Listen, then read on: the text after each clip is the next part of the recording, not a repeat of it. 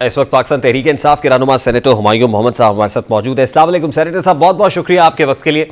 Senator साहब, Islamabad high court के 6 जजेस की जानिब से लिखे गए खत पर पाकिस्तान तहरीक इंसाफ को एक बयानिया तो मिल गया है, लेकिन क्या वजह है कि पाकिस्तान तहरीक इंसाफ के अपने अंदर जो इख्तलाफात है वो खत्म होने का नाम नहीं ले रहे और कोई मुनज़्ज़म हिकमत अमली इटसेल्फ PTI बनाने में अभी तक नाकाम है?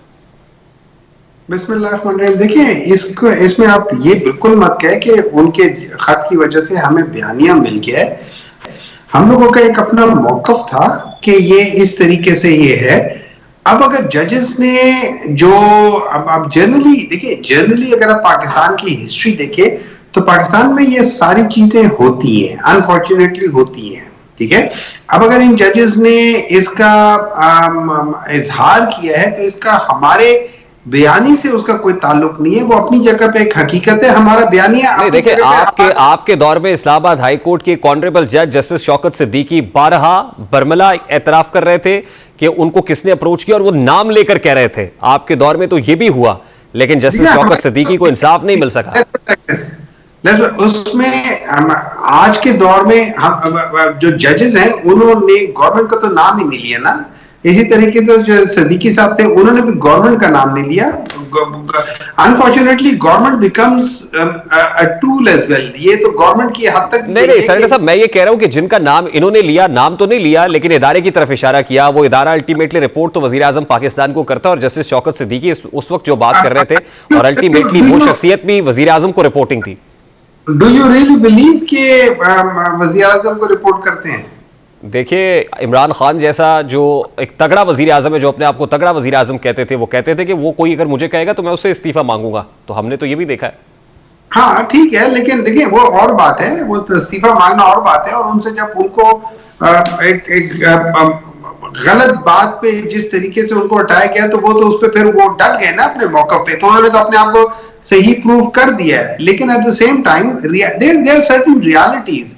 अब उसको आप उसी आंखें मतलब आप आंखें बंद कर लें या चले देखिए sir, whatever the realities are, अब फुल कोर्ट इजलास हुआ। आई होप कि जस्टिस काजी फायज ईसा इसके ऊपर सो वोटो भी लेंगे और कोई जुडिशियल इंक्वायरी भी होगी। लेकिन मेरा सवाल आपसे यह है कि आपके पास तो इस वक्त लीगल माइंड्स है, इस वक्त PTI में तो लीगल फ्रेटर्निटी बहुत ज्यादा है, तो क्या वजह अभी तक कोई उस तरह की मोबिलाइजेशन PTI के अपने अंदर नहीं हो सकी? आज आपने एक प्रेस कॉन्फ्रेंस करनी थी, हामिद खान साहब ने कहा नहीं सुप्रीम कोर्ट नहीं जाना है, वहां मीडिया टॉक नहीं करनी, हम पाकिस्तान तहरीक इंसाफ के सेक्रेटेरिएट में करेंगे। तो ये बहुत सारे डिविजन्स तो हैं आपके अपने अंदर।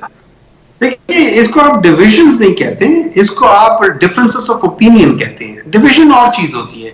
डिवीजन होती है कि जैसे और ये चीजें हर जगह पे होती है। आप देख रहे हैं हमारे तो इस वक्त पाकिस्तान तहरीक इंसाफ तो इस वक्त एक मुश्किल फेज में से गुजर रही है, जिसमें आपकी जो टॉप लीडरशिप है, मेनली जो इमरान खान है और उसके बाद जो नेक्स्ट ईयर है वो सारी इस वक्त गायब है। तो उसके बाद बाकी जो लोग आ जाते हैं, आप सेकंड ईयर कह लें या फर्स्ट ईयर के जो लोअर वाला होता है उनको देख लें, तो वो तो फिर वहां पे चूंकि सारे बराबर हम पल्ला है। अच्छा, तो मुझे सर ये बताएं कि देखिए अदलिया के ऊपर दबाव है इस वक्त। अदलिया की बहाली की तहरीक नामी एक तहरीक चली थी मुशर्रफ दौर में भी।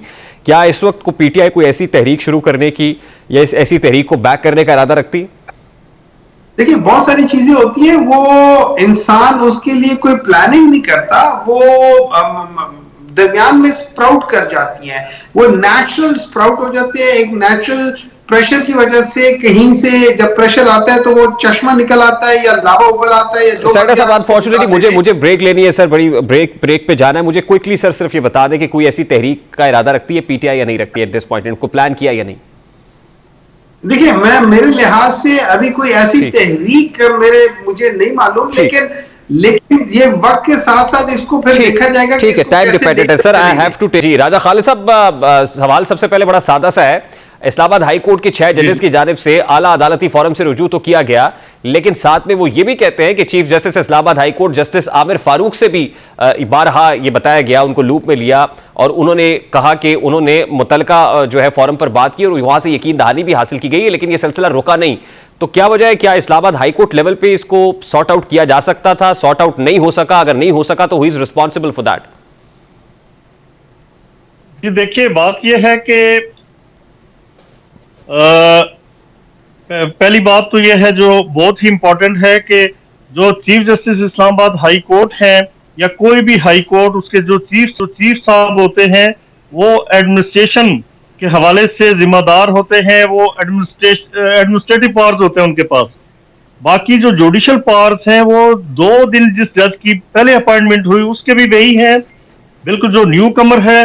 और वो जो जज साहब जिन्हें 10 साल हो गए उस बेंच में या उस कोर्ट में, उनके पावर्स भी वही होते हैं।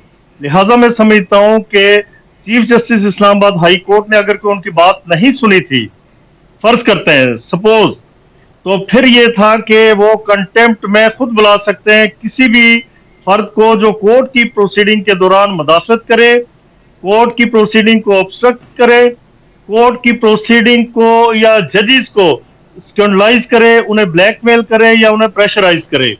तो सवाल यहाँ पे ये पैदा होता है कि इन जजेस ने ऐसा क्यों नहीं किया।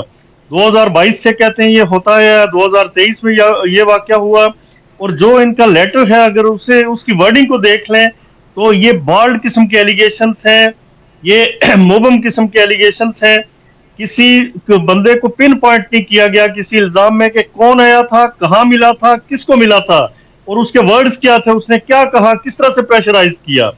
यहाँ पे ये कहा गया जी कि एक जज साहब के रिश्तेदार को अगवा किया गया, दूसरे जज साहब के रिश्तेदार के जरिए उन्हें प्रेशराइज किया गया।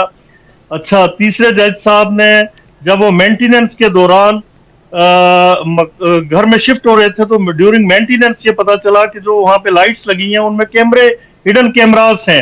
अब यहाँ पे सवाल ये पैदा होता है जो यकीनन बड़ा दिलचस्प है कि मेंटेनेंस हो रही है एक पुराने मकान की, जज साहब अभी शिफ्ट हो रहे हैं, तो उस मेंटेनेंस में अगर कैमरे लगे हैं तो यहाँ पे ये बात नहीं आती कि वो जो पहले साहब थे उन्होंने लगाए या उनके लिए किसी ने लगाए होंगे।